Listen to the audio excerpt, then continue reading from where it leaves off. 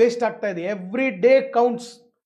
ಈ ಏಜ್ ಒಳಗಡೆ every day it counts. So ಅದಕ್ಕಾಗಿ ಸೊ ನೀವು ಸ್ವಲ್ಪ ಪ್ರಬುದ್ಧವಾಗಿ ಯೋಚನೆ ಮಾಡಿರಿ. ಇದು ನನ್ನ ಅಭಿಪ್ರಾಯ. ಇದ್ರ ಬಗ್ಗೆ ನಿಮ್ಮ ಅನಿಸಿಕೆ ಅಭಿಪ್ರಾಯ ನನಗೆ ಕಮೆಂಟ್ ಬಾಕ್ಸಲ್ಲಿ ಹಾಕಿ.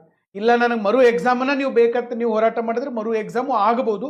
ಬಟ್ ನನ್ನ ಪ್ರಕಾರ ಮರು ಎಕ್ಸಾಮ್ ಆಗೋದ್ರಿಂದ ಸಮಸ್ಯೆ ಸಾಲ್ವ್ ಆಗ್ತೈತೆ ಅನ್ನೋ ಗ್ಯಾರಂಟಿ ಇಲ್ಲ. ಒಂದನೇದ್ದು. ಎರಡನೇದ್ದು, ತಪ್ಪು ಮಾಡಿದವ್ರಿಗೆ ಶಿಕ್ಷೆನೇ ಆಗೋದಿಲ್ಲ.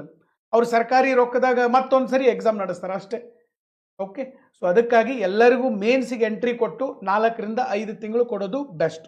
ಇದಾದ್ಮೇಲೆ ಇನ್ನು ನೆಕ್ಸ್ಟ್ ಮತ್ತೆ ನೋಟಿಫಿಕೇಶನ್ ಬರ್ತವೆ KPSC. ಈಗಲೇ KPSC ಅವರಿಗೆ ನಾವು ಒತ್ತಾಯ ಮಾಡಬೇಕು. ಒಂದು, ನೀವು ಕರೆಕ್ಟಾಗಿ ಭಾಷಾಂತರ ಮಾಡೋದಕ್ಕಿಂತ ಪೂರ್ವದಲ್ಲಿ ಮೊದಲು ಕನ್ನಡದಾಗ ಕ್ವಶನ್ ಪೇಪರ್ ತೆಗೆದು ಅದನ್ನು ಇಂಗ್ಲೀಷಿಗೆ ಟ್ರಾನ್ಸ್ಲೇಟ್ ಮಾಡಿ ಪರ್ಫೆಕ್ಟ್ ಮಾಡಬೇಕು. ಕನ್ನಡದಲ್ಲೇ ಫಸ್ಟ್ ತೆಗಿಬೇಕು ಕ್ವಶನ್ ಪೇಪರು, ಆಮೇಲೆ ಇಂಗ್ಲೀಷ್. ಯಾಕಂದ್ರೆ KPSC ಬರೆಯೋ ಹುಡುಗರಲ್ಲಿ